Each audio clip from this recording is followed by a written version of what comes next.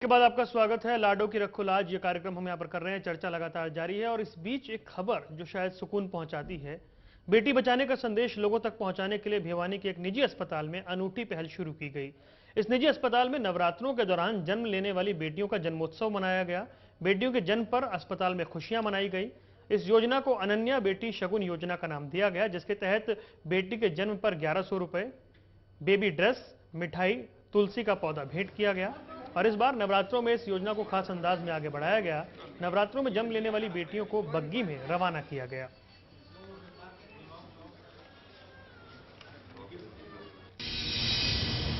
मानते हैं कि देवियां नवरात्रों में हैं और बेटियां भी देवियों का ही रूप होती हैं।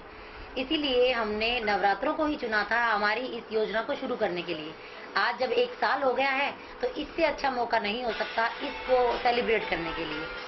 अब तक कितनी बच्चियां इस अस्पताल में जन्म उनका हो चुका है और क्या क्या योजनाएं चलाई गई? सर, शुरू में तो हम 1100 रुपये कैश देते थे और मिठाई और बच्चे की ड्रेस देते थे। धीरे धीरे अब हमने बच्चों को आर्थिक रूप से संबल करने के लिए उन्हीं पैसों से सुकन्या समृद्धि योजना शुरू करी है। एक तुलसी का पौधा दिया है। हम ये सोचते हैं कि हम आपको एक बेटी नहीं दे रहे, हम आपको 2 पवित्र चीजें दे रहे हैं। तो बात हम कर रहे हैं लाडो की रखो लाज और चर्चा हम लगातार कर रहे हैं। डॉक्टर पूनम बुरा, सुमन दहिया, डॉक्टर नीलम गोयल हमारे साथ स्टूडियो में मौजूद हैं। डॉक्टर पूनम बुरा, ये जो बात हुई, जो हम कन्या भ्रूण हत्या का जिक्र कर रहे हैं, बात सिर्फ यहीं तक नहीं है। जो सोच है, पंजाब में एक स्कीम है पंगूड़ा, अगर आप बच्चे को नहीं पाल सकते हैं तो आप उसमें रख जाएं, कम से कम फेंके ना। उसमें अब तक 128 से 30 बच्चे आए हैं। उसमें 114 या 110 या 114 जो आंकड़ा है वो लड़कियां हैं। अब ऐसा तो नहीं है कि सभी नहीं पाल सकते हैं। इसके अलावा जो हमारे देश में रेशो है मृत्यु दर बच्चों की, उसमें भी लड़कियों की संख्या ज्यादा है क्योंकि उनकी देखभाल ठीक से नहीं होती है। कुल मिलाकर देखा जाए तो बच्ची के आने से पहले और आने के बाद तक जो हालात हैं उनको लेकर हिंदुस्तान में महफूज नहीं है। नहीं, आप बिल्कुल ठीक कह रहे हैं। जैसे पंजाब में मुहिम चलाई है कि आप मरवाइए मत बच्चे को, आप उनको डोनेट कर दीजिए, उस संस्था में दे दीजिए। ऐसे हमने हरियाणा में भी सभी अनाथालयों से हम लोग जुड़े हैं। सभी जितने भी संगठन हैं, चाहे वो महिलाओं पर हैं, चाहे बच्चों पर हैं, चाहे अनाथालय, उन सब से हम जुड़े हैं। हमने कहा है कि आप उनको डोनेट कर दीजिए, वो उनका लालन पालन शिक्षा जितना वो बच्ची आगे तक पढ़ेगी उसकी वो सिक्योरिटी तक वो लेने के लिए तैयार हैं। और लोगों ने किया भी है, लड़कियों को छोड़ा भी है वहां पर मुझे तो नहीं लगता।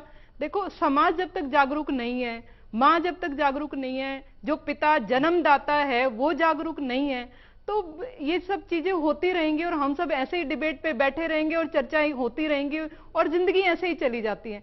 लेकिन आप जो रेशो है 1000, जैसे आपने नेपाल में कहा है, इट्स अ वेरी अप्रिशिएटेड, बिल्कुल बहुत अप्रिशिएबल है। जो अगर ऐसे हो जाए सभी जिलों में, सभी स्टेट्स में अगर ऐसे हो जाए, और सरकार भी देखो, सरकार भी कुछ सारी योजनाएं चलाती है कि बालिका बेटी बचाओ बेटी अभियान चलाया, पीछे उन बालिका सुरक्षा चलाई, जैसे उनको उनकी पढ़ाई के लिए 750 रुपए महीने के सरकार गवर्नमेंट दे रही है। कुछ और सारी ढेरों योजनाएं हैं जो सरकार ने चलाई है और वो एक बहुत अच्छा कदम है।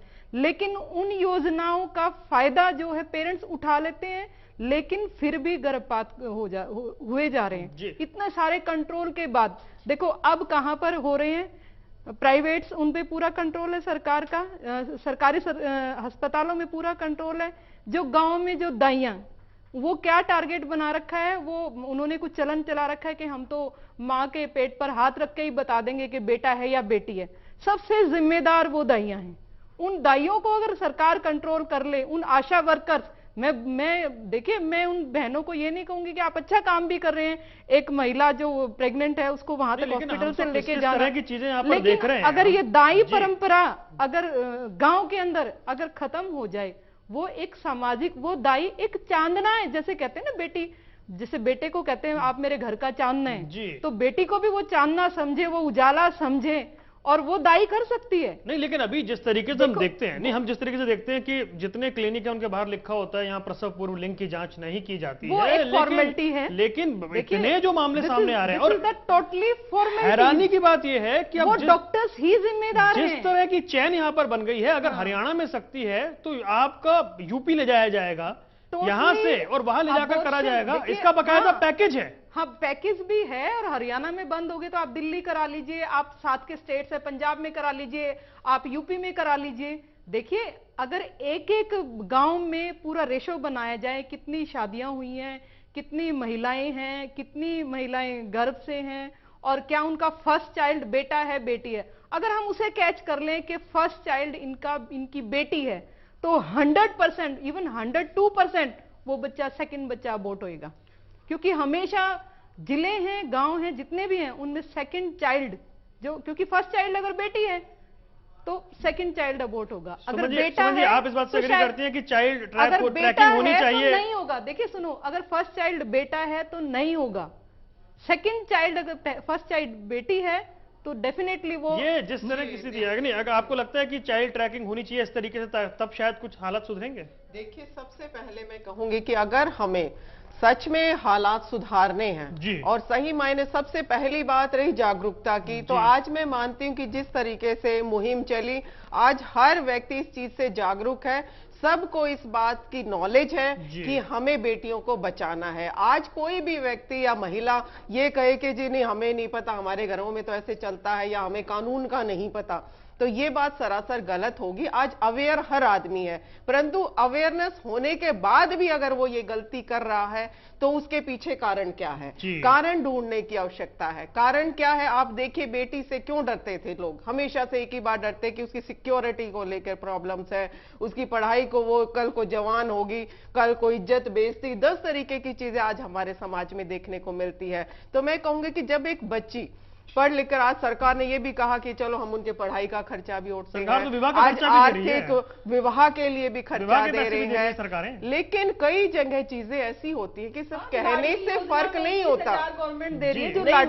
मैं ये कह रही हूँ कि योजनाएं बनी है, लेकिन उसका लाभ कितने % महिलाएं ले पा रही हैं? लोगों ने लिया नहीं, ये मिल नहीं पाया। जी, मिल नहीं पाया या पता ही नहीं। बहुत सी महिलाओं को तो अवेयरनेस ही नहीं है इस चीज की कि गांव में कि इस चीज की योजना बनी है, आपको कहां जाना है, आपको धक्के खाने, आपको मिल ही कुछ नहीं रहा है। आपको सही मायने में बताऊं, देखिए अभी बहुत बड़ी एक मुहिम चली, आपने देखा महाराष्ट्र में शनि शिंगणापुर में महिलाओं की जो है घुसने ही नहीं देते थे, और वहां पर जाकर एक एनजीओ ने ऐसा कार्य किया और हाई कोर्ट, सुप्रीम कोर्ट को आदेश देने पड़े कि महिलाएं जो है आज अवेयर हो गई। इसी तरीके से मैं बताती हूँ, नहीं विषय नहीं कह रही, मैं कह रही हूँ कि महिलाओं को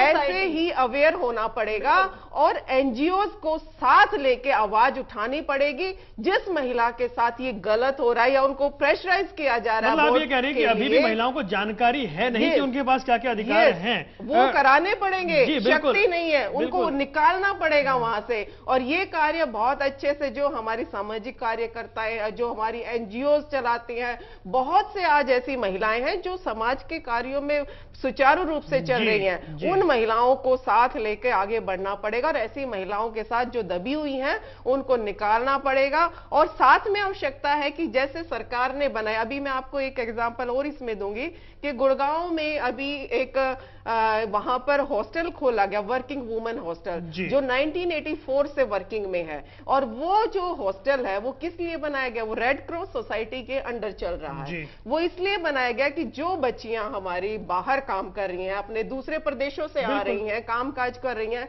उन्हें एक सही, सस्ता और टिकाऊ और सुरक्षा पूर्ण माहौल मिल सके।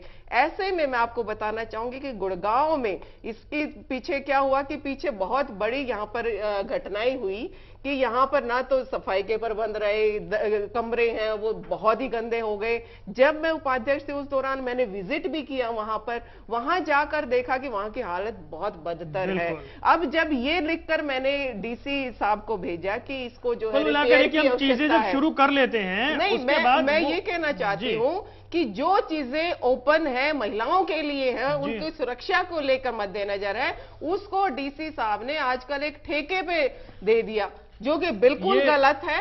अगर हम उसे बिना नो प्रॉफिट नो लॉस में चलाते, क्योंकि रेड क्रॉस के अंडर है तो प्रॉफिट नहीं, बिल्कुल आपकी बात समझ आपकी बात समझ वो महिलाओं के लिए है। डॉक्टर नीलम गोयल, डॉक्टर नीलम गोयल, विषय नहीं, विषय बच्चियों का नहीं, हम वापस लौटेंगे, वापस लौटेंगे। हम सुरक्षित नहीं रखेंगे उनके लिए जो हम सुविधाएं दे रहे हैं वो नहीं देंगे, कुल मिलाकर बात मैं ये मानती हूं कि वो गलत हो जाएगा। सुरक्षित माहौल की जरूरत है, सुरक्षित माहौल देंगे, इसी के माध्यम से दे रहे हैं। डॉक्टर, वही चीजें बंद हो रही तो कहाँ जाएंगी महिलाएं, डॉक्टर नीलम गोयल ये बताइए, सरकारें, राज्य सरकारें हो, केंद्र की सरकारें हो, सब उस तरीके से सोचती हैं कि सिर्फ कानून बना दिया उससे तो ये मामले रुकेंगे नहीं कन्या भ्रूण हत्या के। फिर ये हुआ कि अच्छा, कन्या जब जन्म लेगी तो सरकार कुछ राशि देगी आपको, कन्या अगर स्कूल जाएगी तो सरकार कुछ राशि देगी, कई राज्यों में है कि विवाह के लिए कन्यादान योजना भी है। इन तमाम चीजों से क्या आपको लगता है कि बदलाव आ रहा है? क्या लोग सोच रहे हैं कि अच्छा चलो ऐसा हो जाए तो कम से कम ये उम्मीद करें कि ये भ्रूण हत्या कम होगी? इन योजनाओं से बदलाव आ रहा है समाज के अंदर, क्योंकि समाज की एक ऐसी मनोवृत्ति बनती जा रही है लोगों की कि लड़कियों को बोझ समझा जाता है। पहले भी समझा जाता था, आज उस स्थिति में, उस मानसिकता में बदलाव आया है, लेकिन आज भी लड़कियों को बोझ समझा जाता है। परिवारों में समझा जाता है कि अगर पुत्र होगा तो वो जो धार्मिक कार्य हैं वो कराएगा, या मुखाग्नि जो रीति रिवाजों हैं उनमें पहल करेगा, उन्हें निभाएगा, और पुत्रियां जो हैं वो नहीं निभा पाएंगी और परिवार पर और समाज पर जो है बोझ रहेंगी। लेकिन जैसे कि आपने कहा कि इससे समाज में जागरूकता आएगी और समाज में काफी बड़ा परिवर्तन आएगा। जी, कुल मिलाकर ये तो कम से कम मानना होगा कि बहुत बड़े पैमाने पर जागरूकता अभियान अभी चलाने की जरूरत है, या फिर आप ये मानकर चलिए कि घर घर पहुंचना होगा। यकीनन आप ये मानिए, हिंदुस्तान गांव का देश है और घर घर पहुंचना होगा। तब आप उम्मीद करिए कि ये जो बदलाव जिसे आप शुरू में देख पा रहे हैं, इसे और आगे ले जाने में मदद मिलेगी। छोटा सा ब्रेक, फौरन हाजिर होंगे।